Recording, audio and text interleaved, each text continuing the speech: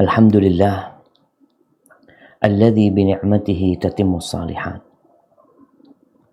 Segala puji bagi Allah Jalla Jalaluh yang karena nikmatnya kebaikan-kebaikan menjadi sempurna. Seorang muslim harus yakin dan mengakui bahwa semua kenikmatan yang dia raih, yang dia rasakan, yang dia peroleh, itu adalah murni karunia Allah kepada dia, yang menuntutnya untuk senantiasa bersyukur dan berterima kasih kepada Allah Jalla Jalaluh.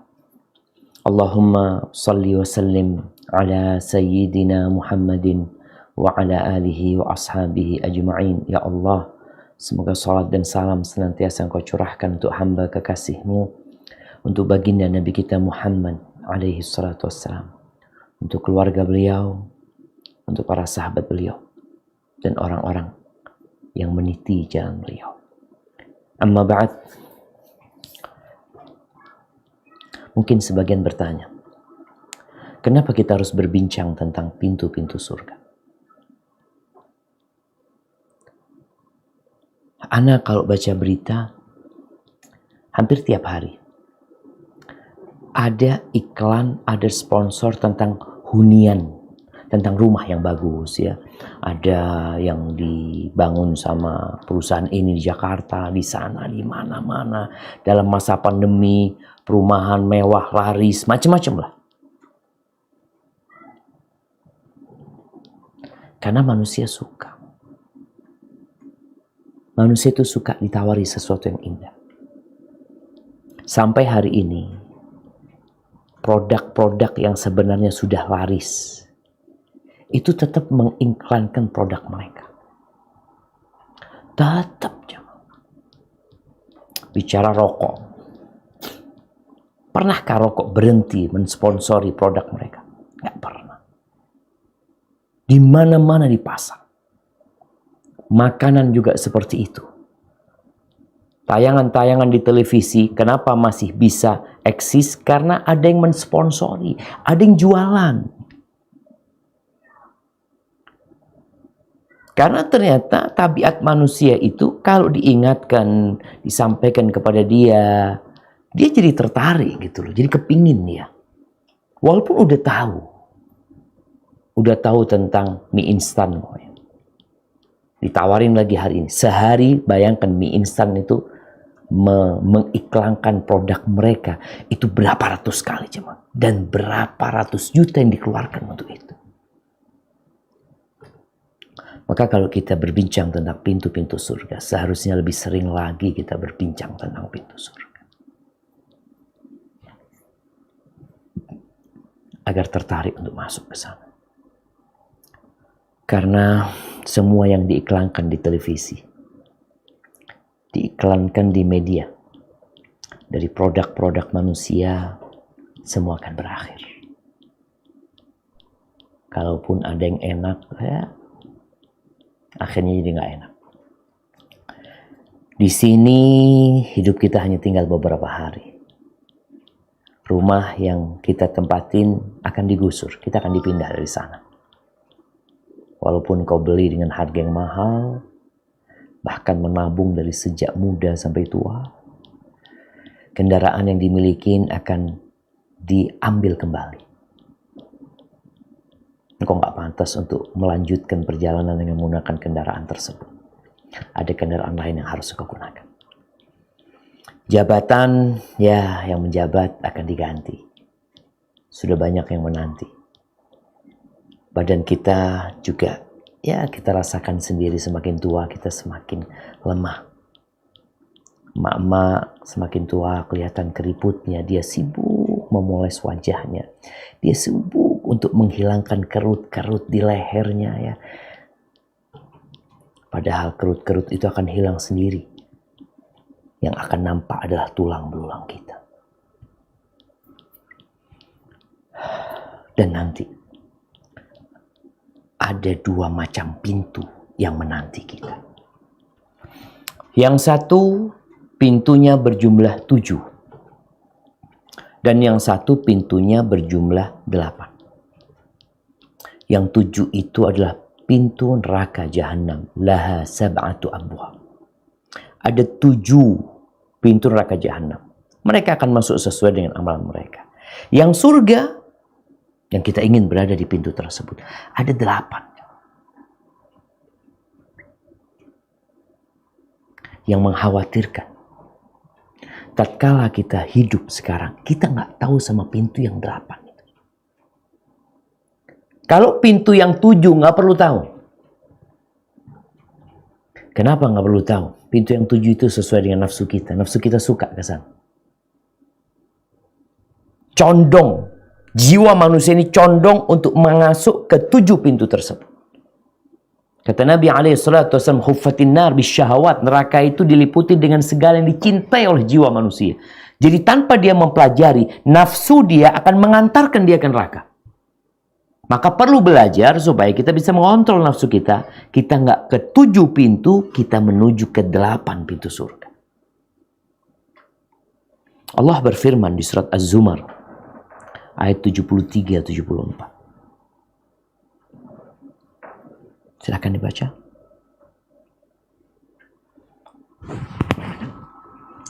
A'udzu billahi minasy syaithanir rajim. Wasiqal sinya panjang dong. Wasiqal ladzina اتقوا ربهم إلى الجنة زمرا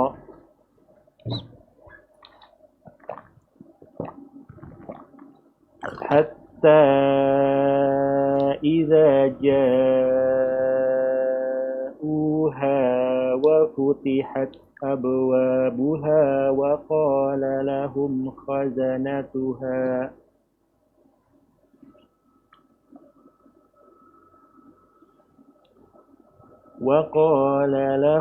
خزنتها سلام عليكم طبتم فادخلوها خالدين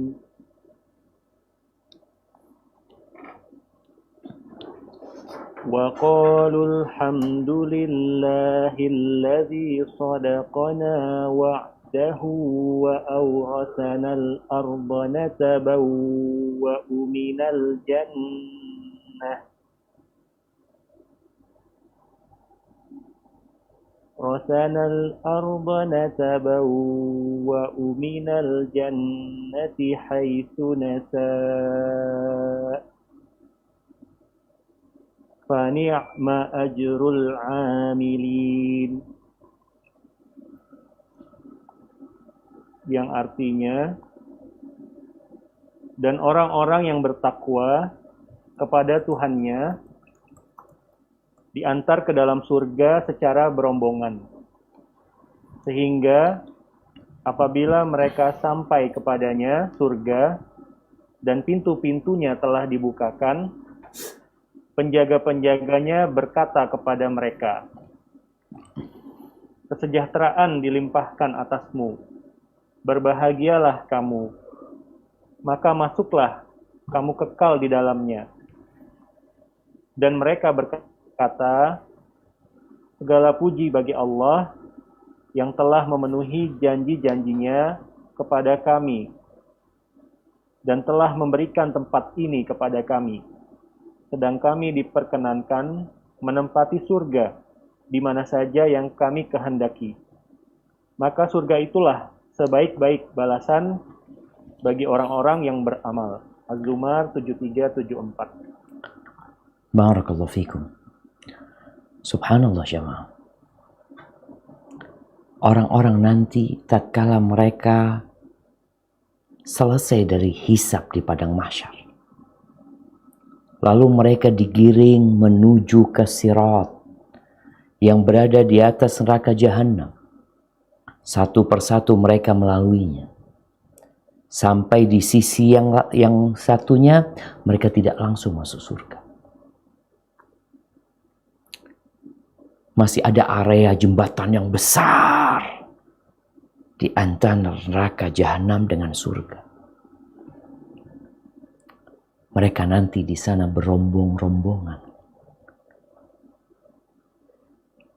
Ada yang bersama keluarganya, ada yang bersama sahabatnya, ada yang bersama anak-anak.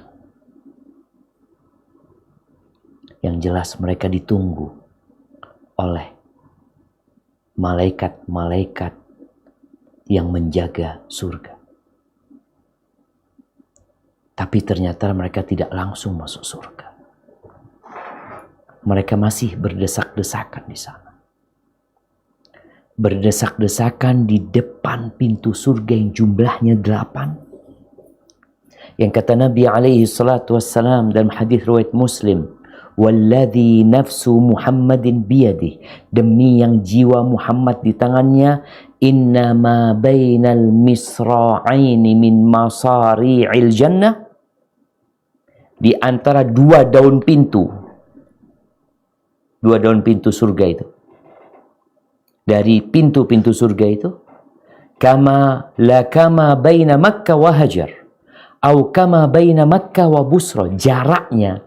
Jadi kita tahu pintu, ada daun pintu, ada yang namanya kusennya.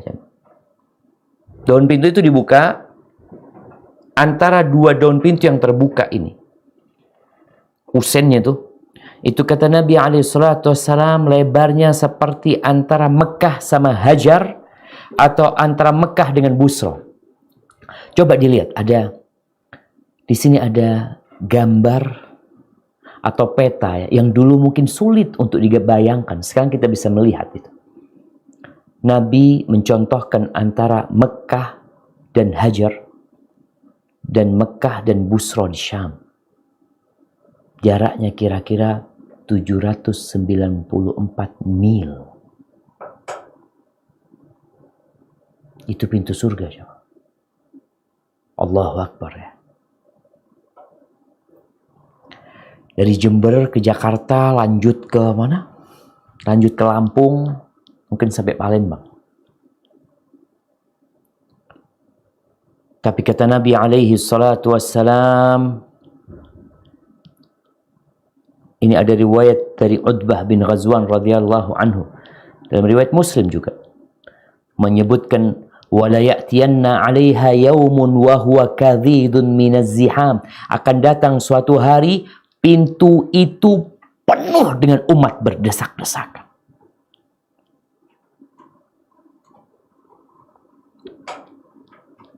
Kok nggak masuknya sendiri-sendiri?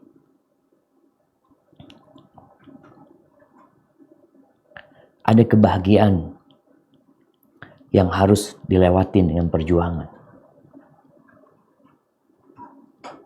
Memang ternyata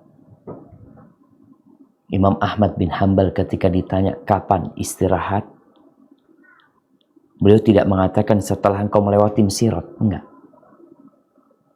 Ketika engkau meletakkan kakimu di dalam surga.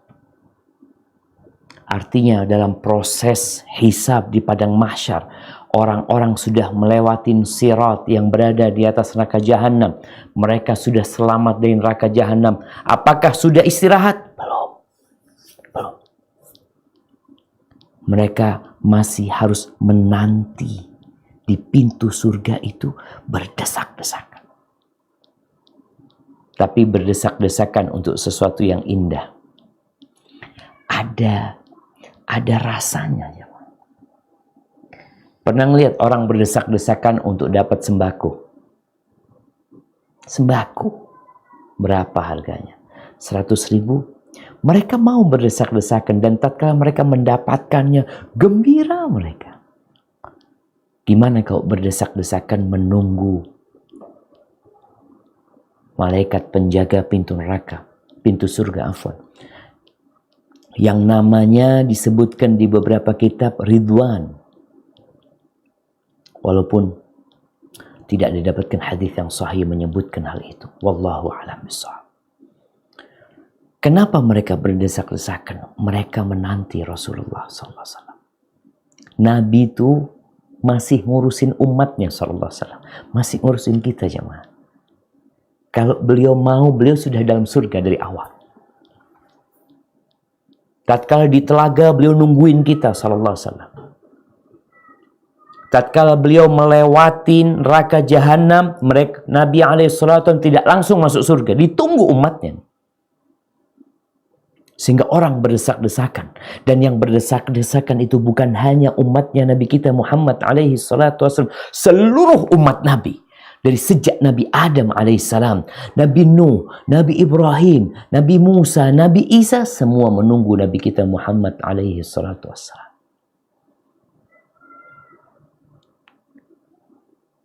Kebayang antum, gimana cintanya Allah sama Nabi Muhammad SAW. Kebayang nggak? Sampai Allah ingin menampakkan nanti. Ketika di padang mahsyar ditunjukkan beliau yang bisa memberikan syafaat.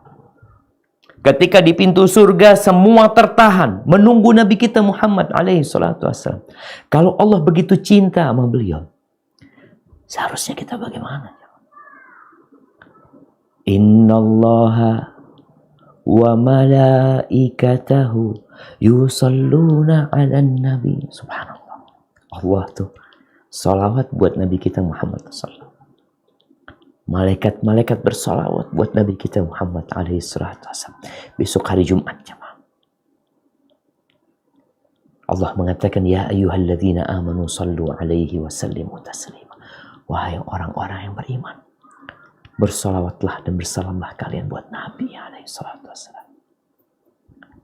Nunggu tuh umat manusia, berdesak-desakan mereka di sana. Dalam hadis riwayat Tabrani, Anas bin Malik radhiyallahu anhu menceritakan bahwa Nabi alaihi salatu wasallam bersabda, "Ati babal jannah yaumal qiyamah." Aku mendatangi pintu surga pada hari kiamat. Dalam riwayat lain dikatakan beliau memegang ada besi untuk mengetuk pintu. Fa'akhudu bi halaqatil bab. Pintu gerbang itu biasanya ada besi untuk mengetuk. Kalau diketuk pakai tangan nggak dengar yang di dalam. Maka disediakan alat ketuknya. Kemudian aku mengetuk pintu surga. Fa'astaftih. Fayaqumu al-khazin. Penjaga pintu itu bertanya. Dia berdiri, dia tanya, Man anta? Man anta? Siapa kamu? Fa'aqulu Muhammad. Lalu aku mengatakan Muhammad. Subhanallah syamah. Sampai di hari itu pun kita lihat bagaimana tawaduknya Rasulullah SAW. Bagaimana beliau mengajarkan kepada kita merendah diri sampai di depan pintu surga. Kita kadang-kala ditanya, Man, siapa ya? Oh, saya, Fulan. Saya profesor. Saya yang muridnya banyak. Saya yang semuanya di sini adalah anak buah saya. Subhanallah. Belajar tawadhu kita ini. Kalau ada orang nggak kenal sama kita, itu nggak apa-apa. Itu tidak merendahkan kita. Yang bahaya kalau yang di langit nggak kenal sama kita. Jadi kalau ada orang tanya, siapa katanya? Seakan-akan masa nggak tahu sama ana orang ini. Ketika siapa, sebutkan namamu. Cukup namamu kau sebutkan. Siapa? Syafiq. Siapa Pak? Syafiq Riza. Selesai. Nabi Muhammad SAW ditanya, Man anta? Siapa engkau? Beliau mengatakan Muhammad. Apa kata malaikat ini? Bika umirtu an la aftaha li ahadin qabla. Aku diperintahkan untuk tidak membukakan pintu ini kecuali untukmu. Untuk Nabi kita Muhammad SAW. Ya Allah jemaah. Di riwayat Tabrani dikatakan itu penghuni penjaga pintu surga itu berdiri jemaah untuk membukakan pintu ini. Dia mengatakan la aftahu li ahadin qablak. Aku tidak akan membukakan untuk siapapun sebelum engkau. Wala aqumu li ahadin ba'dak. Dan aku tidak akan berdiri untuk orang selain engkau. Artinya nih, penjaga pintu surga ini hanya untuk melayani Nabi kita Muhammad alaihi salatu wasallam. Setelah itu selesai. Semoga kita termasuk yang berada di belakang Rasul sallallahu alaihi wasallam ketika beliau membukakan pintu surga. Ahibati fillah, kalau bicara pintu surga yang 8, bagaimana supaya kita bisa masuk ke sana?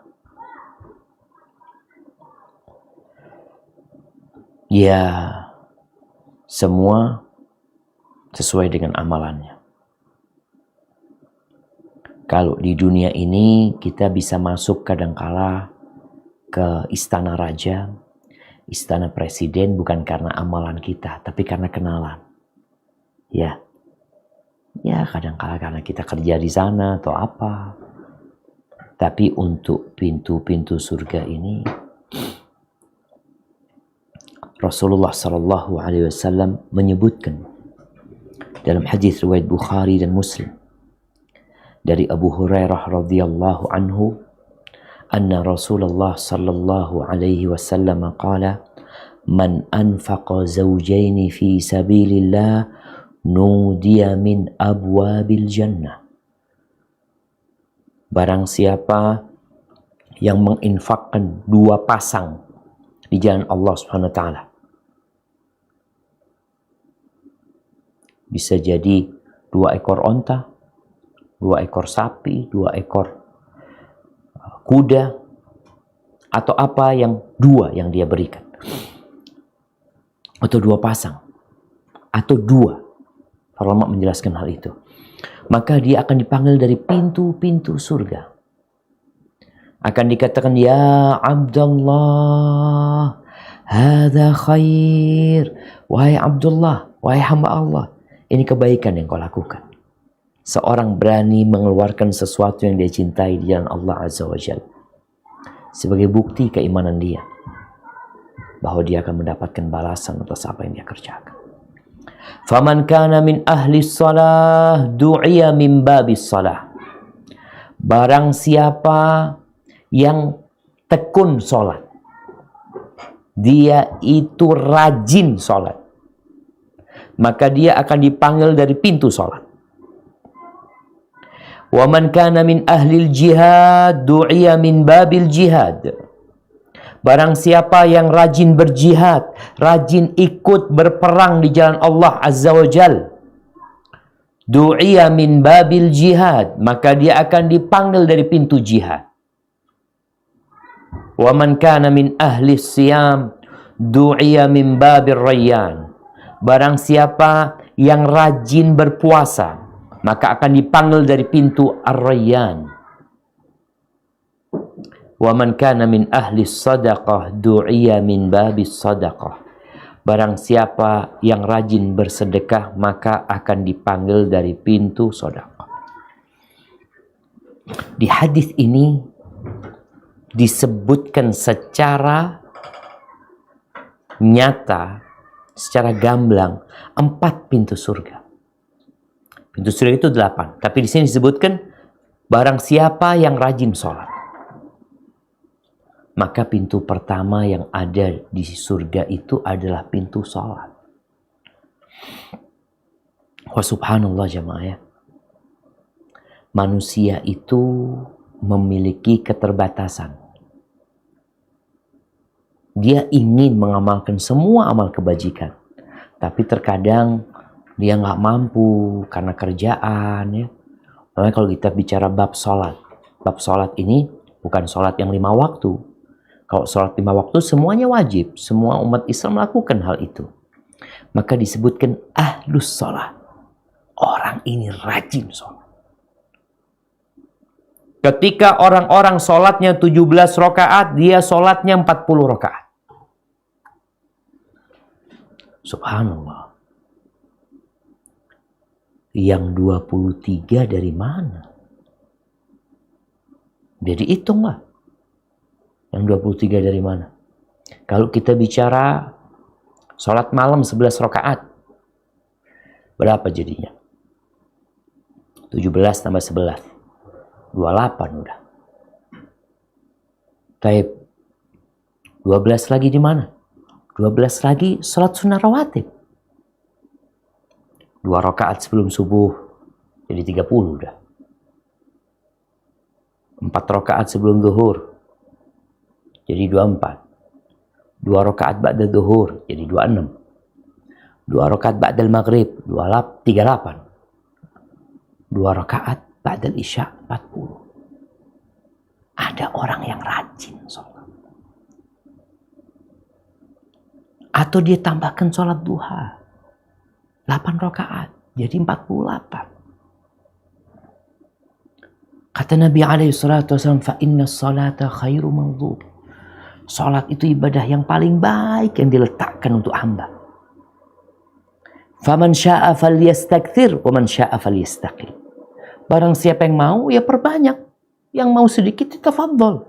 Artinya, itu diberikan kepada kita kesempatan. Tapi ada orang yang nggak bisa. Ustaz, anak terus terang, Ustaz. Anak kerjanya safar terus, Ustaz. Anak kerjanya sebagai supir. Jangan sholat sunnah, sholat yang wajib aja di jamak. Ya. Mungkin kalau engkau nggak mampu, ada pintu yang lain. Pintu apa? Pintu jihad fi sabilillah. Makanya kalau kita lihat para sahabat yang di jalan Allah itu, yang berperang, karena mereka sedang sibuk ya. Sholatnya, yaitu sholat wajibnya pun sholat khauf. Sholat dalam kondisi ketakutan. Fa'in khiftum farijalan aw rubbana. Mujahid itu, kalau dalam kondisi ketakutan di medan perang sedang berkecamuk, maka mereka itu sholatnya berdiri, lari, berjalan. Makanya ketika bicara sholat malam, Allah Azza wa Jalla memberikan udzur. Di akhir, nanti dibaca, di akhir surat Al-Muzammil Allah ceritakan, ya ada di antara kalian yang musafir, yang harus cari kerjaan, ya, yang harus cari maisha, yang mungkin sholat malam nggak bisa, kecapean dia. Ada lagi yang melakukan perjalanan untuk berjihad di jalan Allah SWT, faqra'u ma tayassara minhu. Udah kalian baca yang mudah buat kalian. Nggak mampu sholat, jihad. Ada pintu buat orang-orang yang berjihad. Buat orang-orang yang meninggalkan keluarganya. Bahkan dia mewakafkan nyawanya untuk Allah Azza wa Jalla. Yang ketiga, waman kana min ahli siyam. Barang siapa yang ahli berpuasa sunnah, rajin puasa sunnah. Dia bukan hanya di bulan Ramadan. Tingkat kerajinan orang itu beda-beda. Kalau bicara hanya puasa Ramadan, ya udah itu standar. Kalau kita bicara dokter nih, dokter itu ada dokter umum, ya udah dokter umum. Terus kalau dia ingin gajinya lebih tinggi, ingin mungkin jabatannya lebih tinggi, ya ada yang harus dia lakukan. Jadi kalau puasa Ramadan itu standar dokter umum anggap. Terus ya harus nambah. Makanya Nabi SAW bagaimana beliau memotivasi umatnya. Supaya umatnya itu nggak standar surganya. Dimotivasi dengan puasa 6 hari di bulan Syawal ya. Dimotivasi lagi puasa 3 hari tiap bulan. Dimotivasi lagi puasa di bulan Dzulhijjah. Puasa di bulan Muharram, di bulan Safar nih juga ada puasa sunnah Senin Kemis, atau puasa 3 hari di tengah bulan. Dimotivasi sama Nabi SAW, karena Nabi ingin kita ini naik. Hanya saja kita tuh kalau urusan dunia mau naik, dimotivasi sama orang tuanya, nak jangan cuma S1, naik S2. Setelah S2 jangan berhenti, lanjut S3. Dokter kayak gitu, jangan berhenti dokter umum. Lanjut ini, lanjut. Kenapa mau lanjut di urusan dunia ini? Urusan pintu-pintu surga, kita nggak pernah lanjut. Kita standar doang. Maka berusaha untuk menambah. Tapi tadi ada yang nggak bisa, Ustaz. Anak kalau suruh puasa, ya Allah kerjaannya berat, Ustaz. Taib. Antum sholat nggak bisa, jihad nggak bisa, maksudnya nambah tadi. Puasa juga nggak bisa, terus bisanya apa? Bisanya yang keempat. Wa man kana min ahli sadaqah. Barang siapa yang rajin bersedekah, maka dia akan dipanggil dari pintu sedekah. Tatkala kita nggak mampu di yang pertama, kedua, ketiga, cobalah koreksi diri. Jangan sampai sholat enggak, puasa enggak, jihad enggak, sedekah enggak, duitnya mau dibuat apa? Mau dikemanain? Orang di dunia itu subhanallah kadang kala pintu rumahnya aja bisa 200 juta. Pintunya doang. Ada lagi yang katanya gagangan pintunya 20 juta. Anak ngomong, ya Allah, 20 juta nih. Cuma gagangan pintunya doang. Baik, ketika engkau mampu membeli pintu dengan harga 200 juta. Kenapa engkau nggak buat pintu surga? Itu duit buat pintu surga. Rajin sedekah. Ya tiap hari. Nggak bisa tiap hari. Tiap Jumat. Kapan aja lah. Nasihat anak buat yang punya kerabat. Yang punya ya family. Usahakan tiap bulan engkau peduli sama mereka. Karena sedekah yang paling indah itu sedekah kepada kerabat kita. Ketika engkau dapat gaji, alhamdulillah nih. Mulai diperhatikan, anak punya kerabat fulan. Transfer sama mereka. Kirimin buat mereka. Sama tetangga-tetangga. Rajinlah bersedekah. Selain engkau sedang menabung untuk membuka pintu surga, sejatinya uangmu tidak berkurang.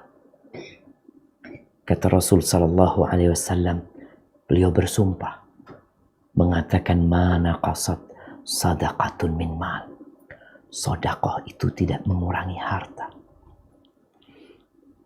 Baik, ini 4 pintu di dalam hadis yang diriwayatkan Imam Bukhari dan Muslim. Pintu yang lainnya. Jadi untuk pintu-pintu yang lainnya itu para ulama berusaha menyimpulkan dari sabda-sabda Rasul SAW yang di situ ada isyarat kepada pintu surga. Sehingga bisa jadi lebih dari 8. Namanya ya, pintunya tetap 8.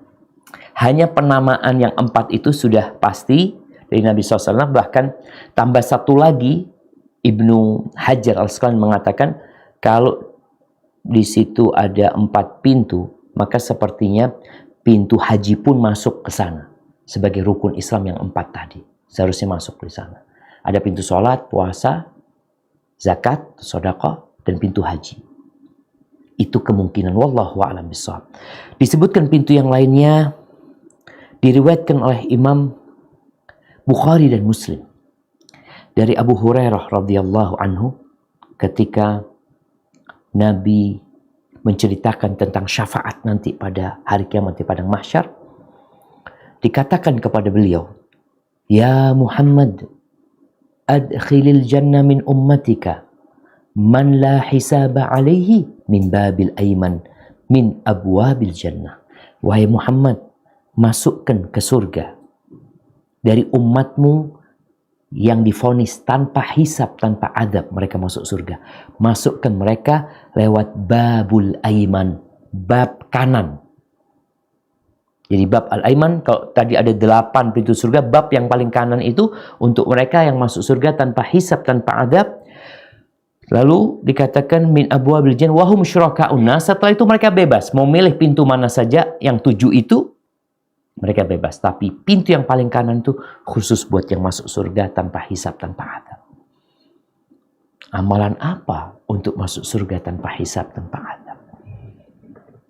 Nabi SAW menjelaskan, mereka adalah orang-orang yang tidak bertatoyur. Tidak bertatoyur. Tidak percaya dengan kesialan. Di benda-benda, di suara-suara, di angka-angka.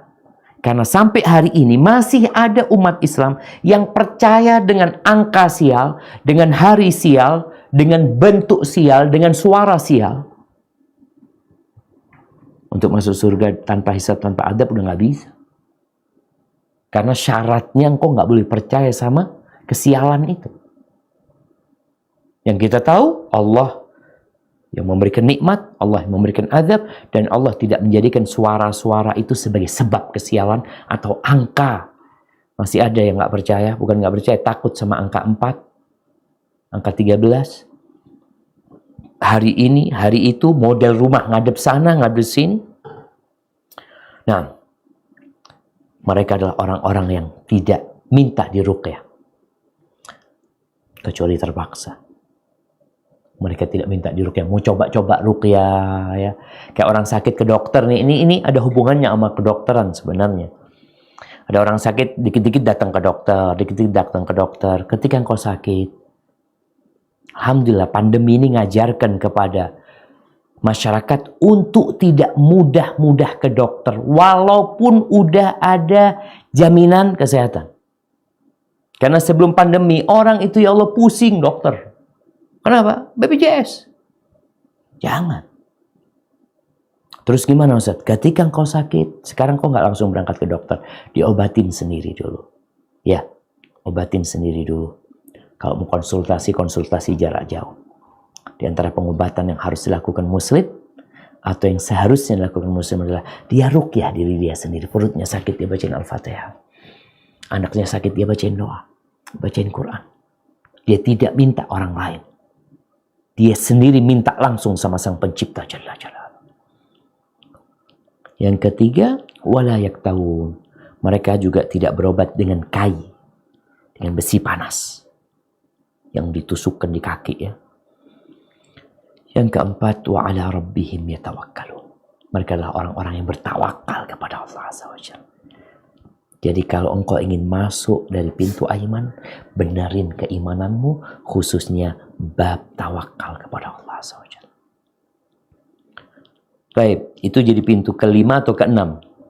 Kalau pintu haji masuk, berarti tadi pintu keenam. Kemudian ada pintu pemaaf. Buat orang-orang yang menahan emosinya, yang memaafkan orang lain. Ini hadis diriwayatkan dari Imam Ahmad, dari Hasan secara mursal. Artinya hadis ini masih diperselisihkan kesahihannya. Disebutkan, inna lillahi baban fil jannah la yadkhuluhu illa man afa an madlamah. Di surga itu ada satu pintu yang tidak memasukinya kecuali orang-orang yang suka memaafkan orang lain. Ini mungkin babnya bab akhlak. Orang yang berakhlak mulia. Di riwayat lainnya,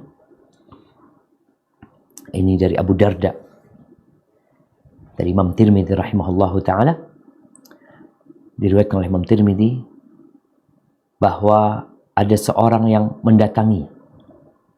Seorang datang menjumpai sahabat Nabi Abu Darda. Faqala, lalu dia berkata, inna li imra'atan. Aku punya istri. Wa inna ummi ta'muruni bi talaqiha. Ibuku memerintahkan aku untuk menceraikannya. Lalu Abu Darda mengatakan, sami'tu Rasulullah sallallahu alaihi wasallam yaqul, aku mendengar Rasulullah sallallahu alaihi wasallam bersabda, al-walidu awsatu abwabil jannah.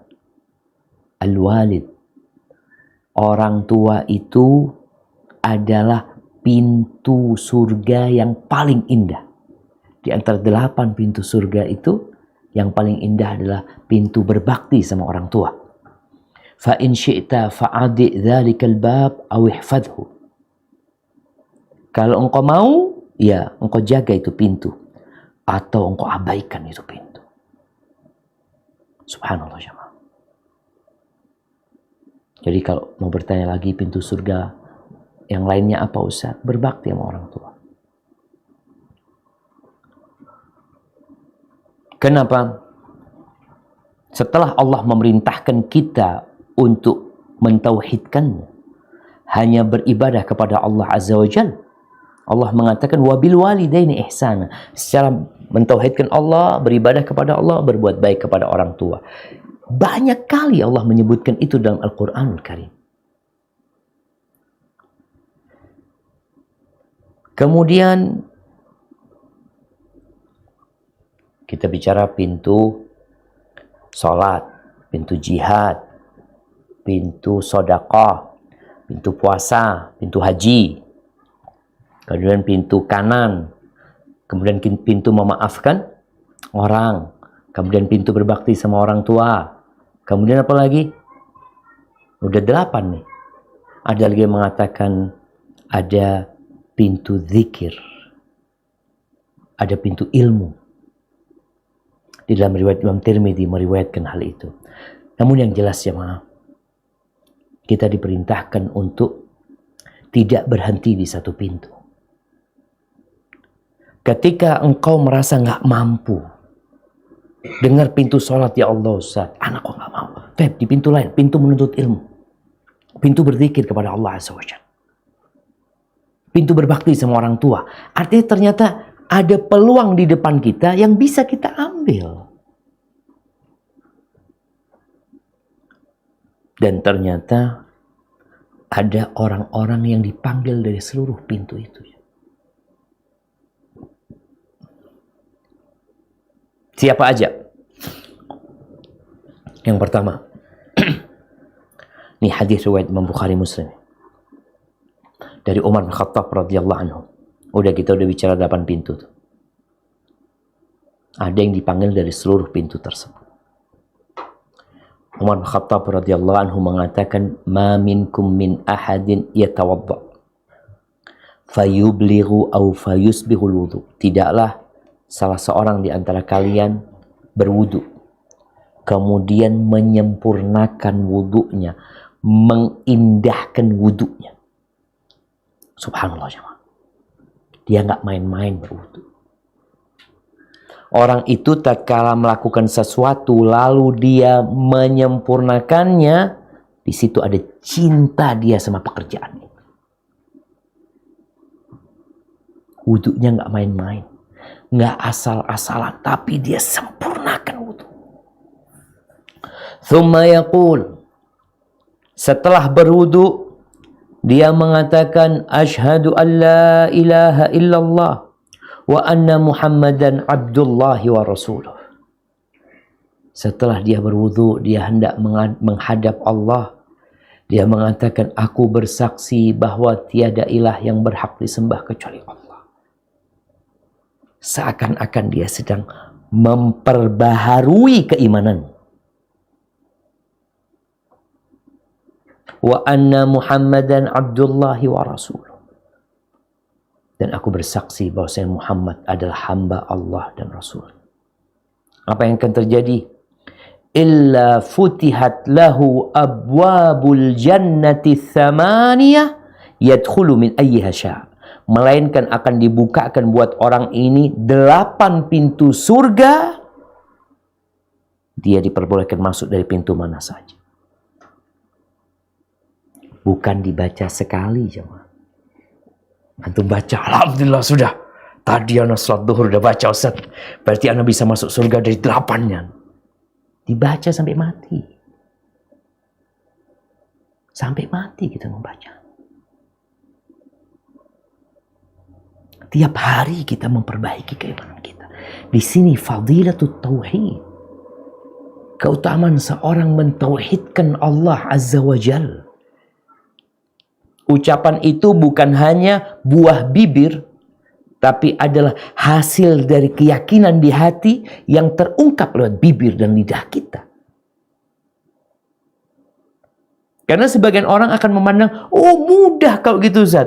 Gak usah repot-repot anak sholat ya, puasa, orang baca ini aja udah bisa masuk pintu surga yang mana saja. Disinilah kesempurnaan tauhid seorang hamba yang akan mengantarkan dia untuk mengamalkan semua perintah Allah Azza wa Jalla. Bayangkan tiap hari antum habis wudunya yang benar, bukan asal wudu. Sebagian salafus soleh ketika berwudu, dia itu pucat. kuning kulitnya. Ditanya, kenapa engkau kalau berwudu kau selalu kayak gini? Iya, aku mau menghadap Allah yang Allah tahu sama luar dalam aku. Aku mau menghadap sama Allah. Orang tuh kalau dipanggil sama bosnya dan dia melakukan kesalahan, katakan engkau dipanggil sama bos. Bagaimana perasaan dia? Dia tahu, ya Allah, bos kayaknya udah denger tuh aku melakukan ini dan itu. Ada rasa takut sama Allah. Kadang-kadang kita nggak ada rasa takut. Maka di sini sempurnakan wudu'mu. Kemudian baca doa ini. Di riwayat Muslim dikatakan membaca asyhadu an la ilaha illallah wahdahu la syarikalah wa asyhadu anna Muhammadan abduhu wa rasuluh. Ada tambahan riwayat lain mengatakan Allahumma ij'alni minat tawwabin waj'alni minal mutatahhirin. Baca dengan keyakinan. Sekali-kali kita baca asyhadu an la ilaha illallah wa asyhadu anna Muhammad Rasulullah. Nanti baca asyhadu an la ilaha illallah wahdahu la syarikalah wa asyhadu anna Muhammadan abduhu wa rasuluh. Nanti kita baca lagi tambahin Allahumma ij'alni minat tawwabin waj'alni minal mutatahhirin. Yang kedua, hadis Abu Hurairah radhiyallahu anhu. Bagaimana hadis Ubadah bin Samit, Rasulullah SAW mengatakan, ini mirip dengan hadis yang sebelumnya sebenarnya, tapi bukan berkaitan dengan doa setelah wudhu, tapi berbincang tentang keyakinan seorang hamba. Beliau mengatakan alaihi salatu wassalam, man qala asyhadu an la ilaha illallah wahdahu la syarikalah. Barang siapa yang bersyahadat la ilaha illallah wahdahu la syarikalah wa anna Muhammadan abduhu wa rasuluh, bahwasanya Nabi Muhammad adalah hamba dan utusan Allah, wa anna Isa abdullah wa ibnu amatih wa kalimatuhu alqaha ila Maryam. Nih, seakan-akan kita sedang mendakwain orang-orang non-muslim, orang-orang Nasrani. Orang ini bersyahadat la ilaha illallah Muhammad Rasulullah, lalu dia meyakini bahwa Nabi Isa adalah hamba Allah, bukan anak Tuhan, tapi dia putranya Maryam. Dan dia kalimat Allah yang dibacakan, ruh yang Allah tiupkan. Wa annal jannata haq, dan dia yakin surga itu benar, neraka itu benar. Adkhalahullahu min ayyi abwabil jannati thamani yasha. Maka dia akan diperkenankan masuk surga dari 8 pintu surga mana saja yang dia kehendaki. Iman. Jadi semua amalan jamaah yang kita bicarakan tadi yang 8 itu landasannya adalah iman yang benar. Jadi jangan sekedar, saya banyak puasa, banyak zakat, banyak umrah. Jaga keimananmu. Jangan sampai ada kesyirikan di sana. Kemudian yang ketiga, bersabar ditinggal anak mati. Khususnya anak yang belum baligh. Rasul sallallahu alaihi wasallam di dalam hadis yang diriwayatkan Ibnu Hibban bahwasanya beliau bersabda, ma min abdin yamutu lahu thalathatun minal walad lam yablughul hinth. Tidaklah seorang hamba yang ditinggal mati oleh 3 anaknya yang belum baligh, illa talaqawhu min abwabil jannati thamaniya min ayyiha sya' dakhal, melainkan anaknya itu akan menunggui bapaknya dari 8 pintu surga. Ditungguin bapaknya, disambut bapaknya. Dari pintu mana bapaknya datang, anaknya langsung datang tuh menjumpain bapaknya. Mau masuk dari pintu mana saja. Ini bagi mereka yang bersabar terhadap musibah yang menimpa dia. Kalau bicara sabar, ingat sabar itu pada awal hempasan. Innama sabru 'inda sadmatil ula. Sabar itu ketika awal hempasan musibah itu datang, ketika itu engkau dikatakan sabar apa tidak?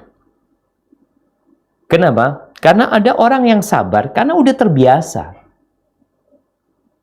Anaknya udah mati, udah gimana? Kata dia, ya 7 pekan pertama atau 7 hari pertama dia itu ya sering teriak-teriak ini itu, tapi sekarang alhamdulillah udah mulai tenang. Apakah dikatakan sabar? Enggak. Oleh karena itu Rasul SAW ketika beliau melewatin seorang wanita yang sedang nangis di kuburan anaknya, Nabi mendekatin itu perempuan lalu mengatakan, ittaqillah wasbiri, bertakwalah kepada Allah dan sabarlah engkau.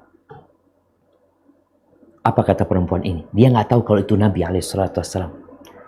Dia mengatakan, ilaika anni fa innaka lam tusab bi musibati. Sana-sana engkau pergi. Nggak usah ngurusin aku. Engkau mengatakan itu karena engkau belum kena musibah seperti musibahku. Ditinggal sama Nabi SAW. Subhanallah. Akhirnya dikasih tahu. Itu tadi yang datang Rasulullah SAW. Akhirnya perempuan ini, ya karena dengar Nabi SAW, dia ingin menebus kesalahannya. Dia datang ke rumah Nabi SAW. Dan ternyata kata dia, rumah Nabi nggak ada pengawalnya, nggak ada penjaganya. Dia lalu mengatakan kepada Rasul SAW, Inni lam a'rifka ya Rasul, aku tadi nggak kenal sama engkau, minta maaf, kata perempuan ini. Beliau mengatakan alaihi salatu wassalam, Innama sabru inda sadmatil ula. Sabar itu adalah pada awal hempasan musibah itu menimpa. Apa yang akan terjadi dengan engkau? Teriak-teriak? Kalau menangis biasa. Tapi sabar menahan diri, menerima takdir ilahi. Jadi ini, bagi mereka yang tinggal mati oleh anaknya, sabar ya. Insya Allah anak-anak itu akan menjumpai orang tuanya dari semua pintu surga. Kemudian yang terakhir, buat emak-emak nih, ternyata ada kekhususan buat perempuan. Di dalam hadis riwayatnya Ibnu Hibban dan Tabrani dari Abu Hurairah radhiyallahu anhu, Rasulullah sallallahu alaihi wasallam mengatakan, "Idza shallatil mar'atu khamsaha." Apabila wanita itu sholat yang 5 waktu. Tadi ada pintu sholat untuk orang yang rajin sholat. Ini perempuan cuma 5 waktu sholat. Wa shamat syahraha, dia puasa Ramadan. Ada pintu rayyan untuk orang-orang yang rajin puasa. Ini perempuan hanya sholat, hanya puasa di bulan Ramadan. Sholatnya cuma 5 waktu. Puasanya hanya di bulan Ramadan. Wa hasanat farjaha, tapi dia menjaga kemaluan. Dia menjaga kehormatan dirinya. Yang keempat, wa ata'at zaujah, taat patuh sama suami. Nggak pernah bantah sama suami. Dipanggil suami lalu mengatakan sami. Panggil suaminya lebaik. Ditinggalkan semua pekerjaan dia, pasien dia buang. Panggil suaminya, suamiku manggil, kenapa aku mau masuk surga dari pintu mana saja yang aku sukai. Ditinggalin semua pekerjaan dia tatkala suaminya meminta dia. Dia taat patuh sama suaminya. Qila laha udkhulil jannah min ayyi abwabil jannati syi'ti. Dikatakan kepada dia, silahkan masuk surga dari pintu mana saja yang kau kehendaki. Allahu Akbar jemaah. Semoga Allah Azza wa Jalla membimbing kita untuk bisa masuk surga dari pintu mana saja. Hadza wallahu a'lam bishawab. Mungkin kita masuk ke sesi tanya jawab. Nah, kembalikan ke dokter.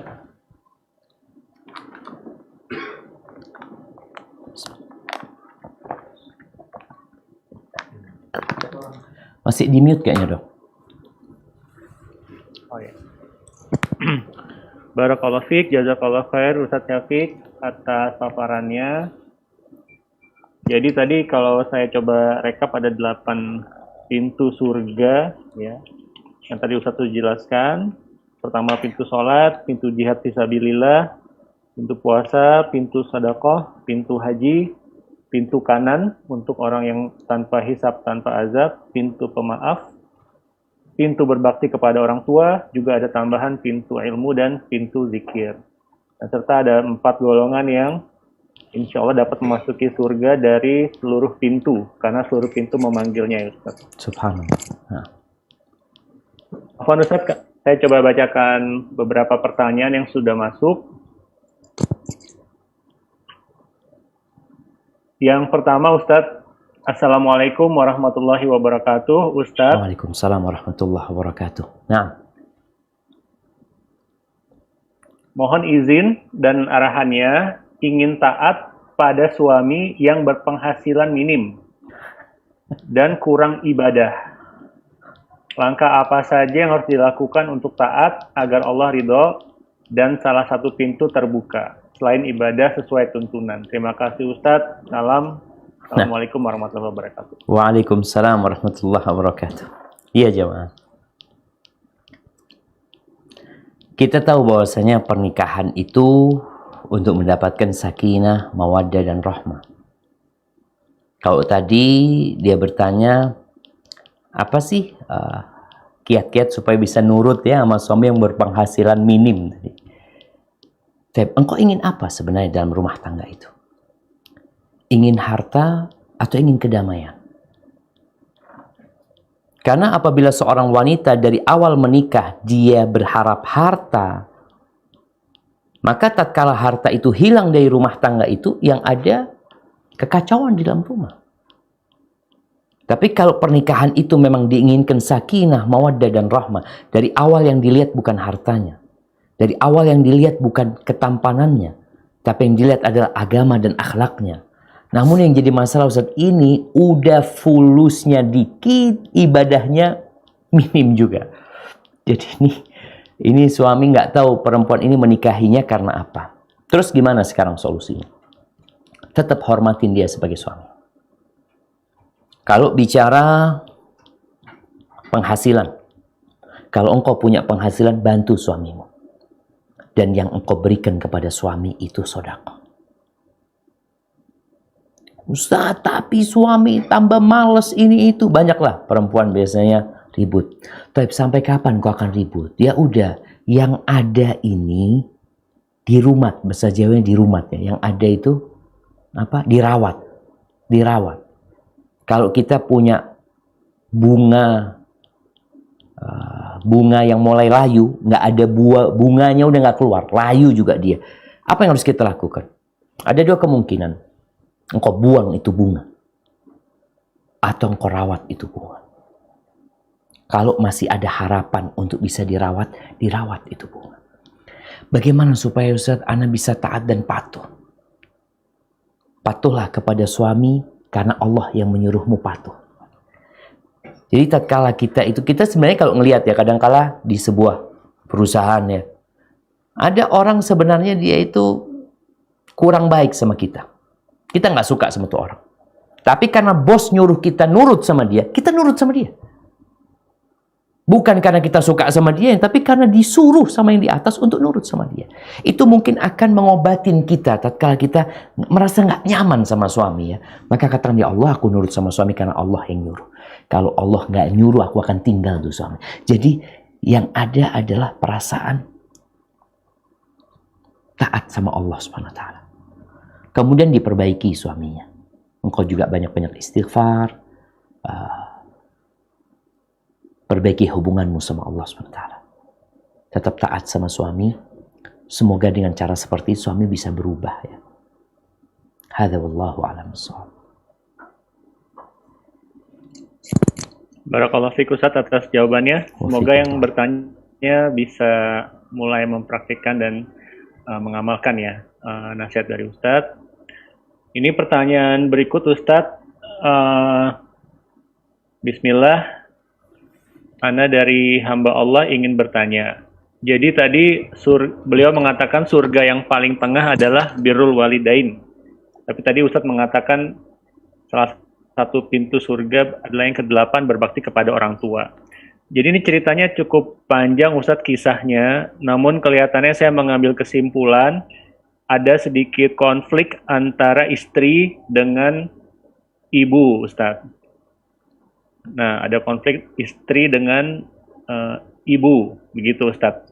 Namun istrinya juga terkena suatu penyakit psikologis yang kita sebut sebagai baby blues. Jadi seperti ada depresif juga istrinya. Jadi saudara kita ini minta nasihat bagaimana kalau ada tanda kutip perseteruan seperti ini, tapi beliau juga tidak bisa untuk menceraikan istri. Mohon arahan Ustaz. Tinggal satu rumah apa enggak, Dok? Dari ceritanya ibunya di kampung, Ustaz. Ibunya di kampung? Siap? Iya, Ustaz. Nah, barakallahu fikum. Ya jamaah, Jadi memang seorang yang menikah, selain dia harus punya penghasilan, ya, selain dia juga memiliki jiwa kepemimpinan sebagai seorang suami, dia juga harus punya ilmu tentang memanage konflik yang terjadi. Karena secara natural, orang yang berkumpul itu akan ada gesekan di antara mereka. Itu biasa. Jadi jangan dianggap suatu hal yang aneh, ya. Itu biasa banget dalam kehidupan ini. Bagaimana sekarang sikap seorang suami menghadapi perseteruan atau konflik yang terjadi antara istri dengan ibunya? Maka suami harus jadi pahlawan. Selalu harus menjadi pahlawan dia. Bagaimana kalau yang salah itu ibunya? Maka sang suami yang minta maaf sama istrinya. Suami datang minta maaf, maafkan ibuku ya. Ibuku udah tua, ibuku ya. Seperti itulah maafkan ya, karena dia mungkin juga punya masalah ini itu sehingga dia melakukan itu. Aku mohon kamu maafkan. Kau kan tahulah dia surgaku gitu loh. Jadi dia minta maaf buat ibunya dan istri. Dia yang minta maaf. Karena kalau ibu suruh minta maaf biasanya berat. Kalau yang salah istrinya, maka sang suami datang kepada ibunya bawa istrinya. Kalau istri bisa dibawa, ayolah kata dia minta maaf sama ibu. Datang dulu dia. Dia datang dulu sebagai utusan dari istrinya, ngomong, ibu minta maaf dulu ya, memang istriku mungkin perlu bimbingan dari ibu. Macam-macam lah dia katakan kepada ibu hal itu. Sehingga ibu ridha, istri tetap senang hidup di dalam rumah. Karena kalau tidak, ya kita jadi berat jamaah berada di tengah. Namun suami yang baik, kalau tadi dikatakan dia tidak ingin menceraikan istrinya. Memang para ulama menyebutkan hadis Nabi SAW tadi yang disampaikan oleh Abu Darda.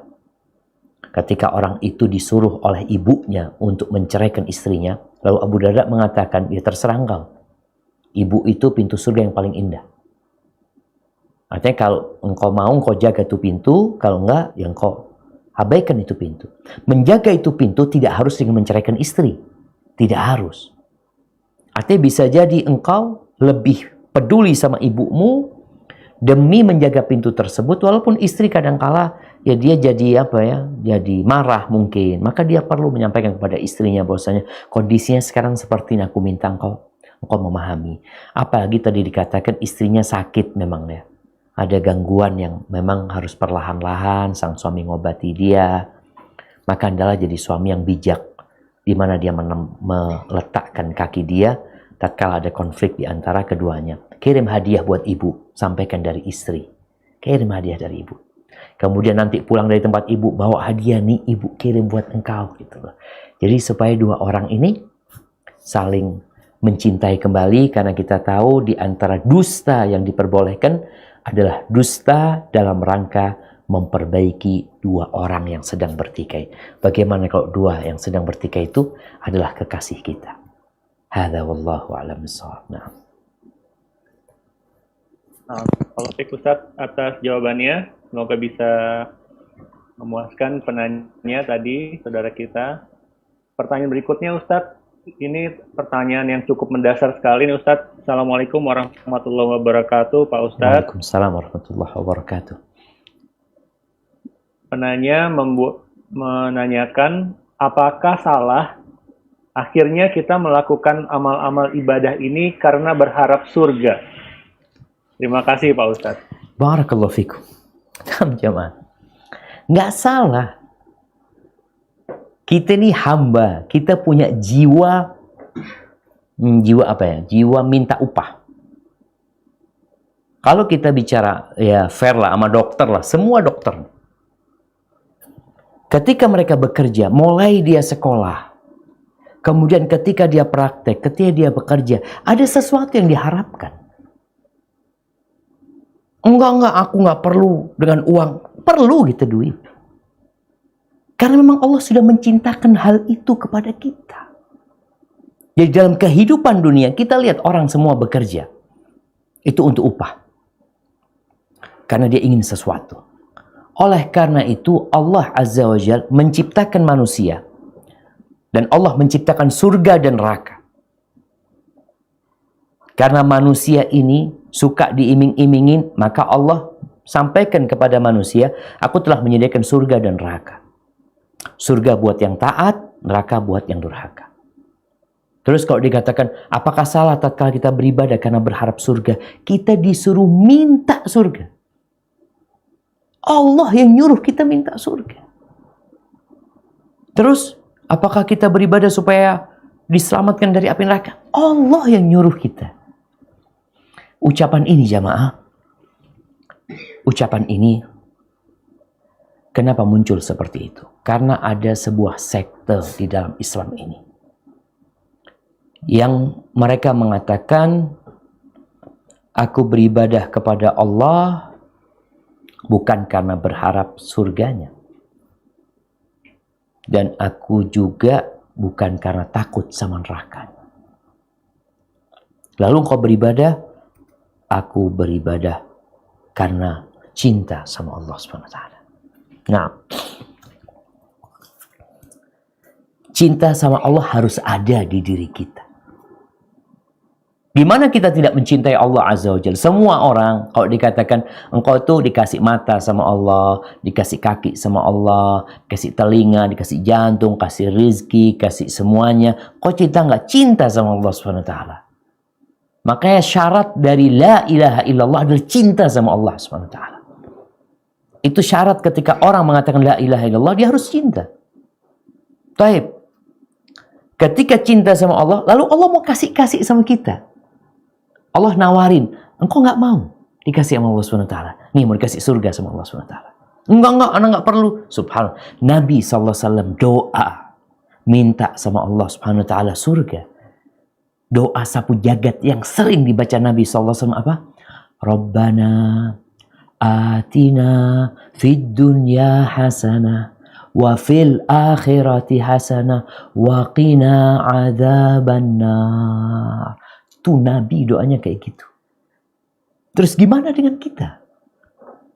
Antum nggak pernah minta surga dalam kehidupan ini? Jemaah, sebenarnya yang dikatakan itu sesuatu yang secara naluri bertentangan. Orang beribadah kepada Allah karena cinta harus. Karena berharap surga, Allah yang menyuruh kita berharap. Allah nyuruh kita pinta. Ada apa Allah sebutkan surga? Kenapa Allah ceritakan tentang indahnya surga? Kenapa Allah ajak orang-orang menuju ke surga?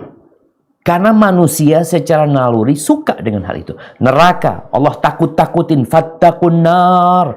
Takutlah kalian sama neraka. Lalu engkau mengatakan, oh, ana tidak takut sama neraka. Subhanallah. Naluri. Artinya naluri kita di dunia ketika kita bekerja. Itu ada. Tetap bersama kita dalam kondisi kita beribadah kepada Allah SWT. Karena sejatinya kehidupan kita semuanya, sholat kita, puasa kita, ibadah kita, hidup mati kita, itu untuk Allah SWT. Jadi kalau dikatakan ketika kita beribadah minta surga, apa nggak salah Allah yang nyuruh kita minta surga? Tapi ketahuilah, orang kalau beribadah itu tanpa cinta, yang ada capek. Tapi ketika engkau beribadah berbalut cinta, jam 3 malam engkau bangun. Engkau bangun nggak? Kenapa? Karena engkau cinta sama Allah SWT. Maka tetap kita tumbuhkan cinta kepada Allah SWT. Dan kita berharap surga sama minta dilindungi dari neraka. Itu doa-doa kita yang kita minta sama Allah SWT. Hadza wallahu a'lam bissawab.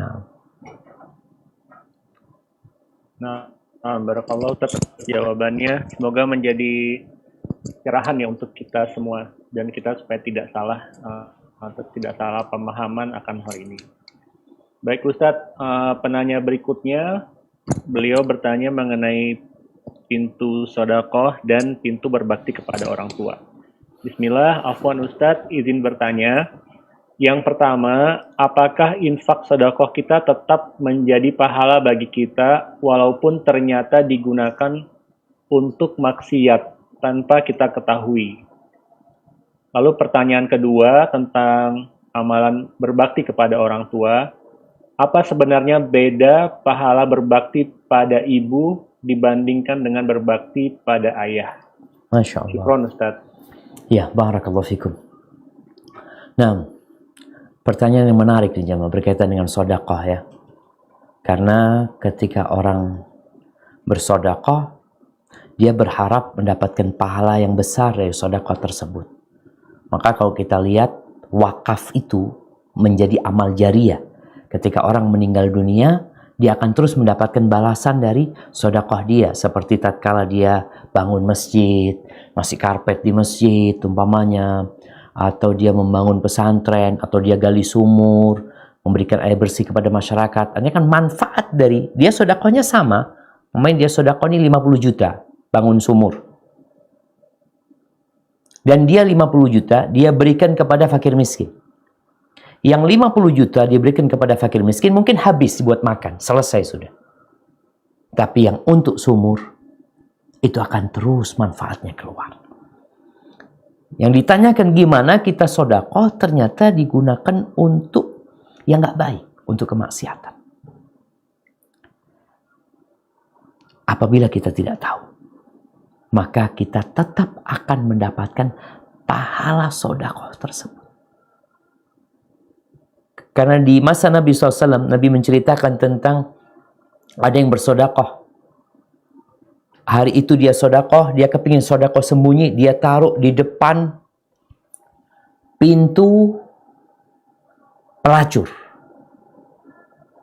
Akhirnya orang-orang jadi ngomong, tadi malam tuh ada yang sedekah, pelacur yang dikasih sedekah. Kemudian besoknya dia berikan kepada pencuri. Malam ini dikasihkan ke pencuri. Besoknya baru benar dia memberikan sedekah kepada orang yang berhak mendapatkannya. Maka disebutkan sama Nabi SAW, orang itu sebenarnya udah dapat pahala dari awal dia niat, tetap pahala sedekahnya udah dapat. Namun memang hendaklah berhati-hati. Ketika mau sedekah sembunyi-sembunyi, kita perlu tahu apakah orang itu memang orang yang berhak dibantu. Agar apa? Agar pahala sedekah kita jadi lebih banyak. Karena umpamanya kita kasih sama dia, dipakai untuk beli Quran ya, dipakai untuk beli hal-hal yang bermanfaat, sehingga kita akan semakin besar pahala kita. Namun nggak ada masalah ketika dia salah memberikan sedekah tanpa niat, artinya sudah dapat tuh dia pahala sedekah tersebut. Adapun pertanyaan yang kedua, beda berbakti sama ibu dengan bapak.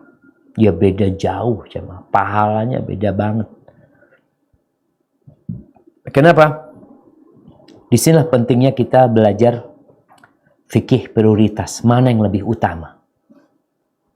Karena kadang-kala kita beramal 10 sama 1, ternyata lebih besar 1 ini pahala.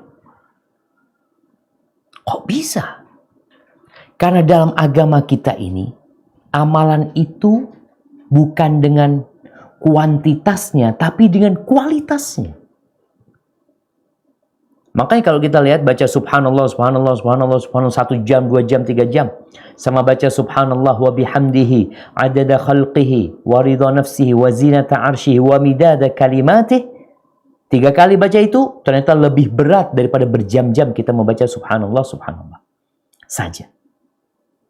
Maka kalau tadi antara bapak sama ibu, Nabi SAW ketika ditanya man abar, siapa yang orang yang harus aku hormati? Ibumu. Terus siapa? Ibumu. Terus siapa? Ibumu lagi. Yang keempat baru bapak. Sehingga ketika anak ini, kenapa ibu kok lebih diutamakan? Ya buat para wanita, lihatlah bagaimana Islam ini menghormati wanita. Ada 3 pekerjaan yang gak pernah tergantikan oleh laki-laki. Mengandung, melahirkan, dan menyusui. Itu gak tergantikan. Maka Allah Azza wa Jalla menghormati wanita 3 kali di atas bapak. Kenapa yang wajib mencari nafkah adalah suami? Iya. Istrimu mengandung, engkau enggak. Istrimu melahirkan, sakit dia. Berhari-hari dia merasakan sakitnya melahirkan itu. Engkau tidak. Masa engkau punya istri suruh cari fulus lagi? Suruh bekerja lagi? Maka Islam benar-benar menghormati wanita. Sehingga ketika engkau menjadi ibu, anak tuh harus berbakti 3 kali lipat kepada ibunya, baru setelah itu bapaknya. Hadza wallahu a'lam bissawab. Allah fiik Ustadz atas jawabannya. Semoga bisa diterima oleh penanya informasi dari Ustadz. Kita ke pertanyaan berikutnya Ustadz. Ini terkait tadi Ustadz mengatakan salah satu amalan agar dipanggil dari semua pintu adalah bersabar saat ditinggal anak. Dan sabar itu adalah ketika di awal. Pertanyaannya Ustadz. Assalamualaikum Ustadz. Waalaikumsalam. Jika sabar itu ditentukan oleh saat hempasan pertama ujian atau musibah datang, lalu bagaimana dengan upaya yang dilakukan seseorang untuk bisa menerima musibah tersebut? Jadi perlu waktu, namun akhirnya pun ia bersabar. Apakah itu tidak dihitung sebagai kesabaran atau bagaimana? Jazakallah. Nah, jamaah. Iya. Ini menarik sekali ya, karena memang kebanyakan orang itu sabarnya setelah berhari-hari ya, setelah mikir ya, setelah dikasih tahu, setelah macam-macam baru dia sabar. Apakah itu terhitung sabar? Tetap. Rasul SAW mengatakan, "Waman yatasabbar yusabbirullah." Barang siapa yang berusaha untuk sabar, Allah bikin dia sabar.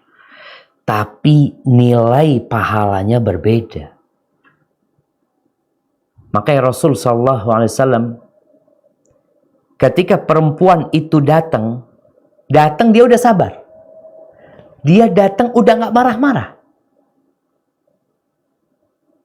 Lalu dia mengatakan, aku minta maaf, aku tadi nggak kenal sama engkau Nabi SAW, nggak tahu, kata dia. Kan kondisinya udah nggak emosi lagi, dia udah sabar. Maka Nabi memberikan tahu bahwasanya sabar yang utama adalah sabar tatkala hempasan pertama. Maka disinilah jamaah pentingnya kita itu menyiapkan diri dengan keimanan, dengan takdir Allah Subhanahu wa taala, sehingga tatkala musibah datang itu kita langsung bisa nahan diri. Ingat hadis Nabi SAW tentang seorang yang Allah bangunkan buat dia rumah di surga. Rumah yang ada tulisannya Baitul Hamd, rumah pujian. Allah bertanya kepada malaikat-malaikatnya, qabattum walada abdi, qabattum thamrata fuadih, kalian cabut nyawa hambaku, anak hambaku, ya. Kalian cabut nyawa buah hatinya. Kata malaikat, iya. Mada qala abdi? Subhanallah. Allah bertanya, apa yang dikatakan hambaku? Hamidak wastarja. Subhanallah. Ini tingkatan lagi, naik lagi jemaah. Allah bertanya, apa yang dikatakan hambaku? Dia memujimu ya Allah. Dan dia mengatakan, inna lillahi wa inna ilaihi raji'un. Gimana dia bisa sampai memuji Allah atas musibah jemaah?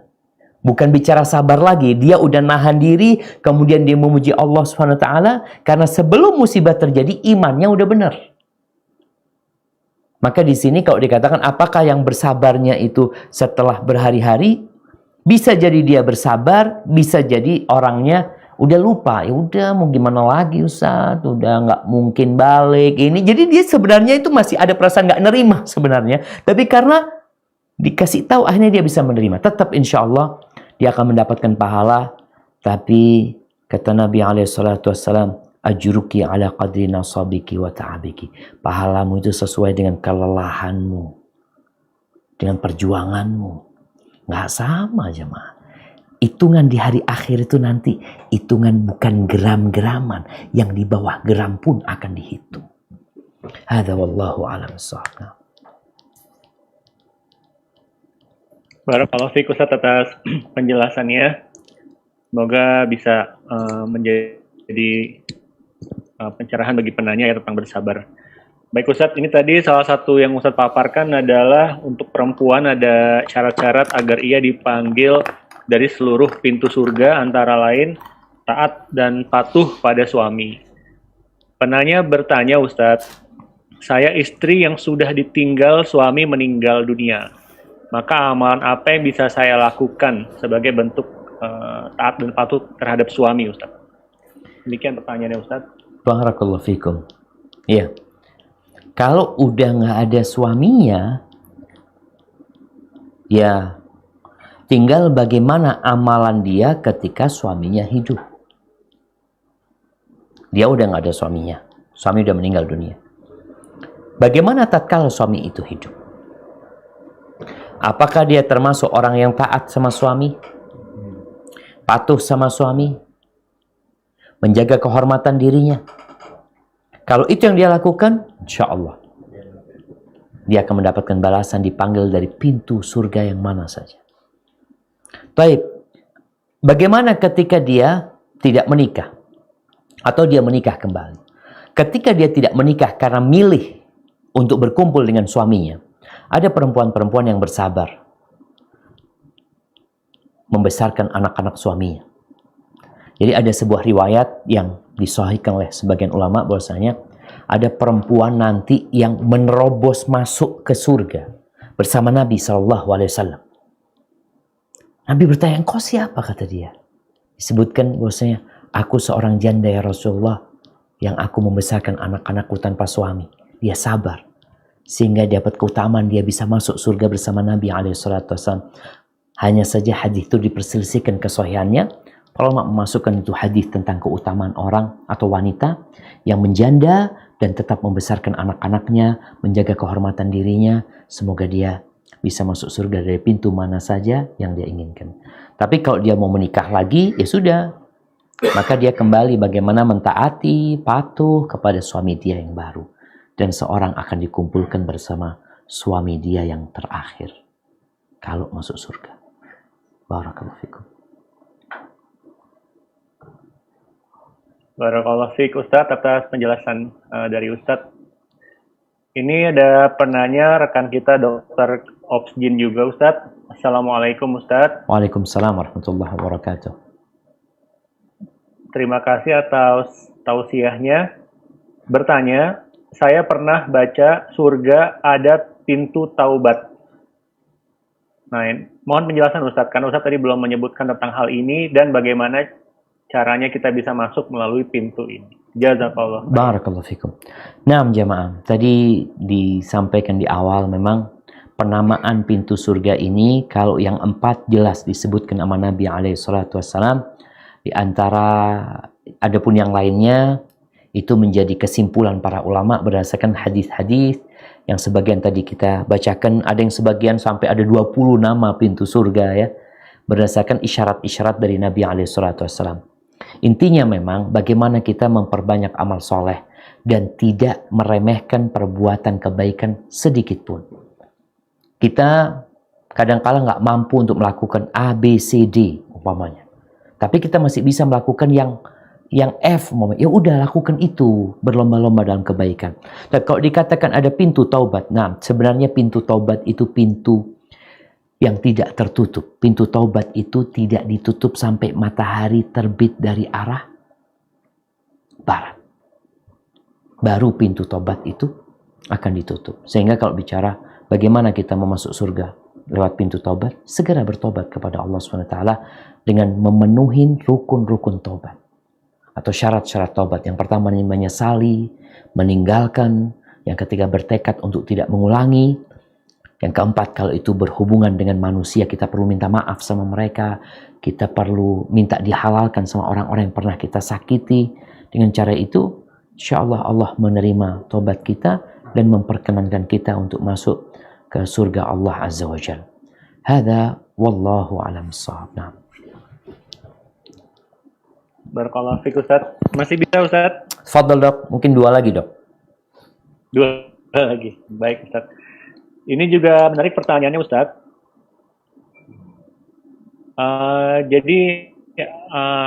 Bismillahirrahmanirrahim. Assalamualaikum Ustaz. Ana mau bertanya.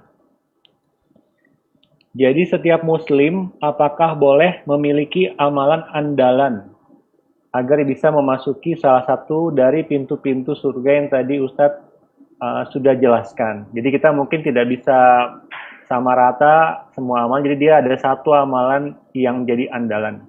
Mungkin bisa ada penjelasan dari Ustadz. Iya, subhanallah jemaah. Barakallahu fikum. Jadi kalau kita memahami hadis-hadis tentang pintu-pintu surga, memang itu menunjukkan bahwa mukmin ini punya andalan masing-masing. Yang rajin puasa dipanggil dari pintu puasa. Ya kita lihat di masyarakat kita, ada orang yang rajin puasa. Tapi kalau bicara sedekah dia nggak punya memang. Tapi ada orang tadi yang puasa sunnah enggak, yang sholat sunnah enggak, tapi rajin sodako, dia punya andalan di situ. Mungkin itu yang bisa dia lakukan. Oleh karena itu, tatkala Rasul SAW menyebutkan hadis ini, Abu Bakar bertanya, "Ya Rasulullah, adakah yang dipanggil dari semua pintu itu?" Lalu Rasul SAW mengatakan, "Naam, ada. Wa arju an takuna anta." Dan aku berharap engkau termasuk yang dipanggil dari pintu itu, karena amalan-amalannya semuanya ada di Abu Bakar Siddiq radhiyallahu anhu. Bicara sedekah, Abu Bakar ahli sedekah. Bicara sholat, jangan ditanya. Puasa, sering puasa sunnah. Jihad, selalu di medan jihad Abu Bakar. Tawakal, orang yang paling tawakal Abu Bakar Siddiq radhiyallahu anhu. Kalau bicara pemaaf, Abu Bakar memaafkan orang lain. Orang yang paling suka berzikir Abu Bakar radhiyallahu anhu. Artinya, ada orang yang memang, Masya Allah, spesial. Istimewa banget. Tapi ada orang yang tadi punya amalan, andalan, ya cuma sodakoh dia mama. Dan ingat, Nabi SAW menyuruh kita untuk memiliki andalan amalan yang tersembunyi. Liyakun li ahadikum khib'un min amalin soleh. Hendaklah setiap kalian itu punya amal soleh yang tersembunyi. Jadi amalan andalannya ini nggak ada yang tahu di muka bumi ini. Nggak keluarganya, nggak istrinya, nggak anaknya, nggak ada yang tahu. Yang tahu dia sama Allah SWT dan malaikat-malaikat yang mencatat. Maka kalau bicara andalan, tolong andalannya itu amalan yang tersembunyi. Hadza wallahu a'lam bissawab. Baik, barakallahu fiik Ustaz atas jawabannya. Ini pertanyaan Ustaz tadi tentang orang yang tanpa hisab, tanpa azab, salah satunya tidak berobat dengan besi panas ya Ustadz ya. Jadi mungkin ini untuk para dokter kali ya yang sedikit paham. Assalamualaikum Ustadz, izin bertanya. Apakah terapi dengan besi panas tadi, maksudnya di hadis itu seperti apa? Atau bisa dikiaskan dengan kauter? Jadi sekarang memang ada alat Ustadz yang menjadi alat potong dalam pembedahan kita itu namanya kauter. Memang itu menggunakan semacam logam yang dialiri listrik Ustadz. Dan itu memang sudah umum dalam tindakan operasi. Nah itu bagaimana Ustadz? Apakah ini kias dengan hadis tersebut? Nah. Jazakallah khair Ustadz. Barakallahu fikum. Tapi anak-anak bisa tanya sama dokter nih. Besi panas itu dulu maksudnya adalah kai ya. Jadi memang besi panas yang dipanasin, kemudian ditaruh di titik-titik saraf ya. Mungkin biasanya di kaki ya. Kayak dinyos gitu dia gitu ya. Itu terapi untuk membangkitkan saraf biasanya. Jadi supaya ada ya menyiksa. Sebenarnya pengobatan itu pengobatan menyiksa. Jadi orang dari ingin sembuhnya, akhirnya dia melakukan pengobatan seperti itu. Diperbolehkan sama Nabi SAW. Tapi hendaklah dihindarin. Maksudnya satu pengobatan yang memang kalau bisa tidak dikerjakan, jangan dikerjakan. Seperti itu. Dan membuat pelakunya, ya tadi akhirnya kesempatan untuk menjadi yang 70.000 yang masuk surga tanpa hisab, tanpa adab. Kesempatan itu jadi mengecil buat dia karena dia menggunakan besi panas itu. Jadi seperti itu dok, bukan besi yang dokter sebutkan tadi. Jadi modelnya dinyos gitu dok. Nggak tahu apa masih dipakai di Indonesia dok. Ustaz. Kalau kita kauter itu ada besi, tapi memang dialiri arus listrik, Ustadz. Itu buat memotong jaringan saat operasi. Ini kalau dari penjelasan Ustadz, kelihatannya berbeda ini konsepnya, Ustadz. Siap, kayak gitu dok. Itu dok, yang kai namanya itu dok. Baik. Jazakallah Ustadz. Barakallahu fikum, Mungkin dok. ada closing statement dari Ustadz Syafiq dan sekaligus kesimpulan untuk kita. Silakan Ustadz. Barakallahu fikum. Ya, kalau kesimpulan kayaknya tadi udah disampaikan sama dokter tuh. Jamaah rahimakumullah. Nasihat ana, tatkala kita tahu dengan tujuan hidup kita.